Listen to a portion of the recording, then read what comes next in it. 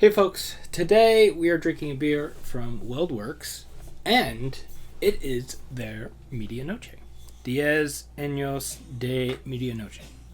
I probably pronounced that not super correct, but I feel like I did okay. This is the 2025 release, barrel-aged Imperial Stout, celebrating 10 years of Medianoche. Picked this up at a local liquor store. They've had the 2024 one for a bit that I never bought because this was $30. The 2024, all the Medianoche bottles were $30. So they had the 2024, they had this one, the 2025, and they had the coconut variant of 2025. So I just got the base 2025. I was having a weird day, and I was like, this was a week ago. So anyway, it is 11.3% alcohol by volume, and now there is a bunch of stuff to read on here. Diez Años de Medianoche celebrates a decade of Medianoche innovation. This blend was aged for over 36 months and is one of the most unique blends we've ever crafted. Designed to highlight the exceptional quality of our barrels, it includes Medianoche aged in 23-year Pappy Van Winkle bourbon, 12-year W.L. Weller bourbon whiskey, 6-year Breckenridge port cask finish bourbon whiskey, 6-year Thomas H. Handy Sazerac straight rye whiskey, 18-year Sazerac straight rye whiskey, 16-year William LaRue Weller Kentucky straight bourbon whiskey, 6-year Old Fitzgerald bourbon, and 10-year Eagle Rare Kentucky straight bourbon whiskey. Enjoy the harmonious fusion of these remarkable bases, each contributing to the legacy of Medianoche. So yeah. Anything else on here? Nope. Yep. I don't believe I've ever had Medianoche, so I hear it's pretty good.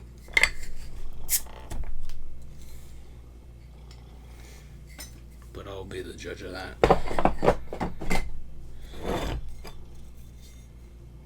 Hi, Clara.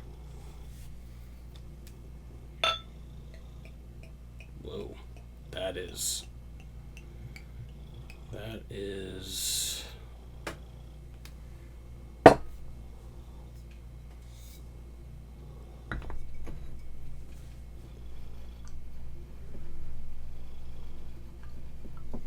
There was no head on that whatsoever. Not even a little bit. Oh, there is some faint bubbles. So, I don't know. Guess we'll have to wait to see if it's actually carbonated. But, yeah, that is black. Like, I don't know. I never talk about this stuff. But, like, that's brown. That's dark brown around the glass. But the beer itself is like black. Get a little bit of dark brown around the edge, but that is a dark beer. And it looks thick. So let's see what it smells like.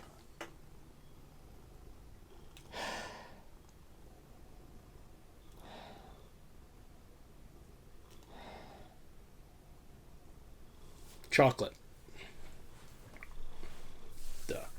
A couple different types of chocolate. There's some chocolate syrup. There's some of the Taza chocolate. Taza? I don't know. The stone ground chocolate.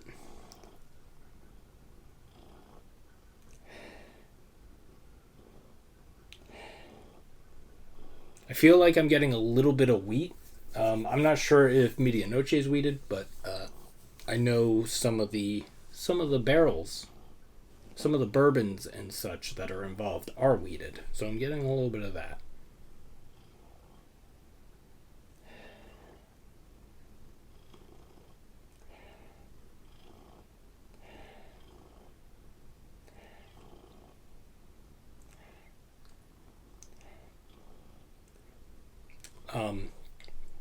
There definitely is like a dark berry thing. I just reviewed a thing for Sunday Spirit, and it's a blackberry blackcurrant mead. The berry part of this reminds me of that, except that was tart. There was like a tartness to that. There's no tartness to this. And it's certainly not as intense as that was.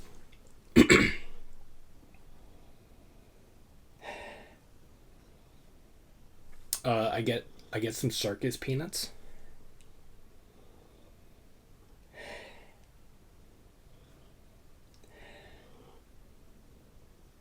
I do get some barrel,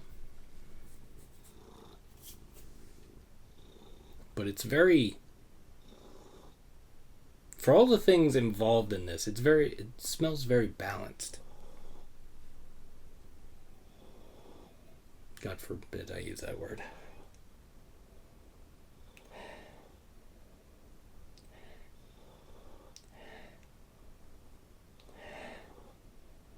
And there's a spicy thing, but I'm not sure the way it's coming across. I'm not sure if it's rye or there's something else going on with that.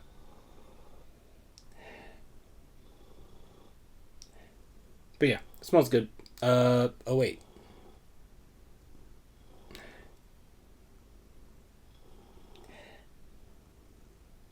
Vanilla. There's a spicy thing, and vanilla is incorporated in that, and I think that's why it was throwing me off a little bit.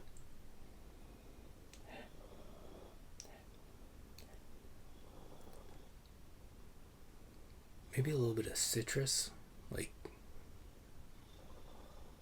some sort of like, it kind of reminds me of like orange bitters or something.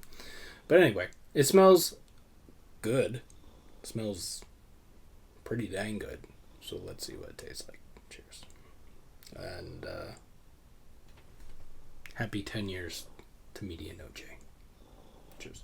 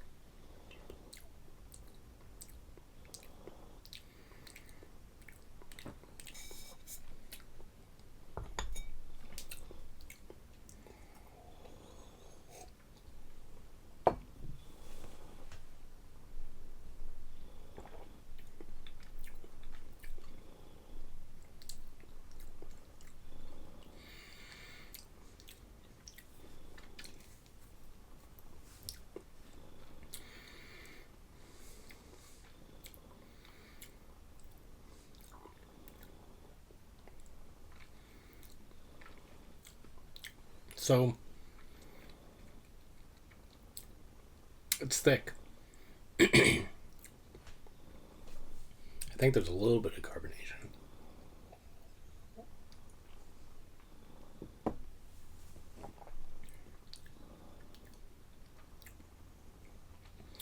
Slight carbonation. But there's a weird, that spicy thing that was in the aroma. There's like a weird barrel astringency or something. It doesn't taste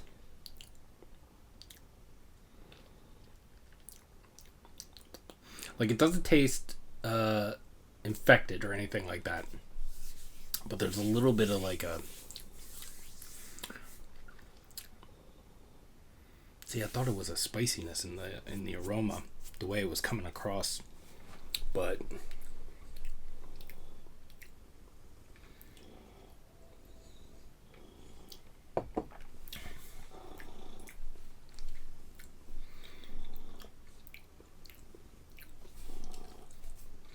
I mean, big chocolate. I have some water down here. I'm gonna take a quick sip.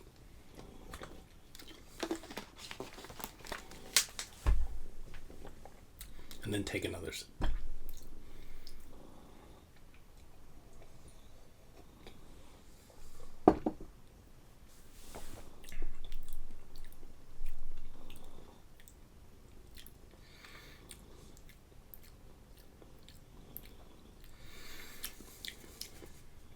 Okay. The first two sips, it was that wood barrel charry kind of bitter, like leaning towards astringent thing was way intense on those first two sips. The third sip and then that sip that I just took, still a little intense, but not as intense. Big chocolate syrup. There's some milk chocolate in that. There's some of that stone ground chocolate. I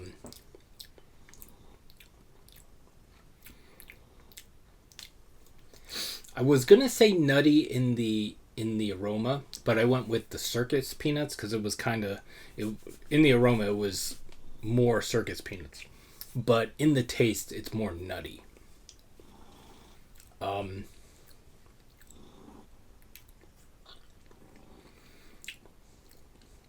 Yeah. Other than that hit of like bitter, almost astringent barrel char thing, because like the finish is ashy. It kind of reminds me of like if you've ever had like burnt black coffee. It's like that. It's like roasty and ashy, bitter. Not bad. Not in a bad way.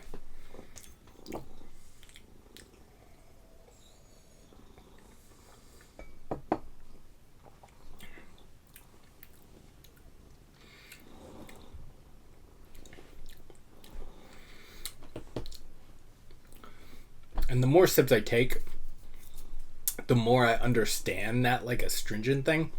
But it stands out a little too much. If it was a little smaller, it would be a lot more well-rounded.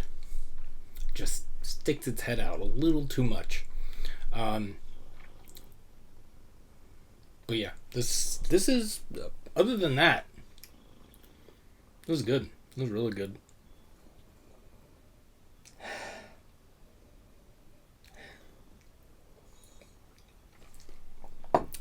Also, like I said, I don't think I've had Medianoche before, or at least not in a setting where I was paying attention to what I was drinking.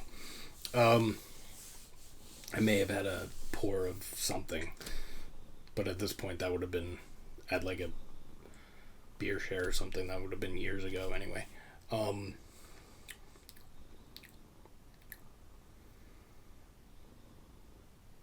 But yeah, maybe that maybe that thing is a characteristic of Medianoche. I don't know. Maybe I have to go buy the 2024 and the coconut variant to test it out. Maybe. Yeah. I really like the finish and the lingering. You get like all the bourbon and such, and you get that dry, it's like a generic roasted nut thing with the roastiness, the bitterness, the ashiness. And there's some chocolate in the finish as well. Like dark chocolate.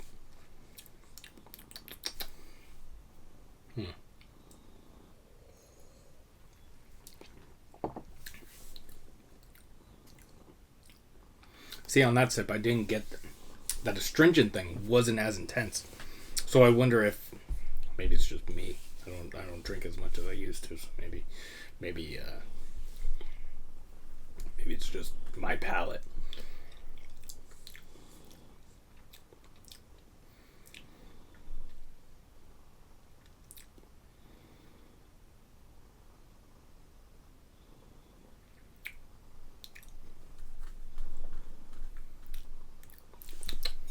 I don't think I get any specific.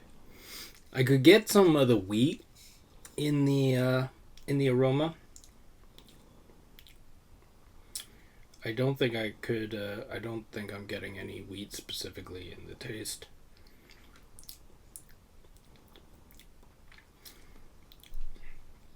And I don't think any of these specifically are sticking out to me. So.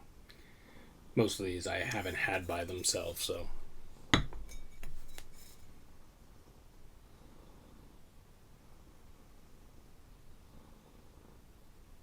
It's cool that they use a local whiskey too, Breckenridge. Also a brewery. Actually, I don't know if the brewery and the distillery are connected. They might be separate things.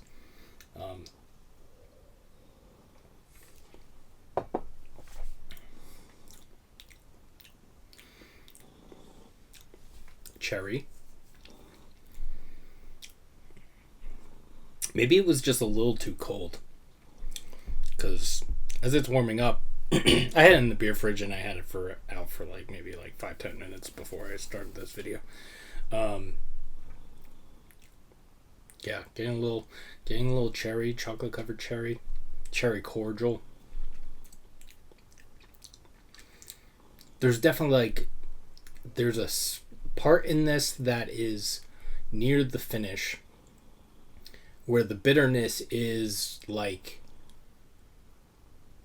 instead of orange bitters, it's I would probably go cocoa bitters or chocolate bitters or something more along those lines than because I'm not really getting that citrus thing in the taste. Yeah, it was good. I don't know if it's $30 good, but it's good and it's hitting the spot that I want. The only kind of beers that I've been wanting to drink recently are low ABV lagers and barrel aged stouts and barley wines and those kinds of things. But I've been really, ever since I don't want to drag this on for too long, but ever since the more recent not drinking as much, Imperial stouts have been the thing that I want. Not that I drink them all the time, but it's kind of been bumming me out because the Imperial stouts that I've been having or barrel aged stouts that I've been having have not been hitting the way I want them to, and it's probably because I don't drink as much. So my palate's a little less acquainted with the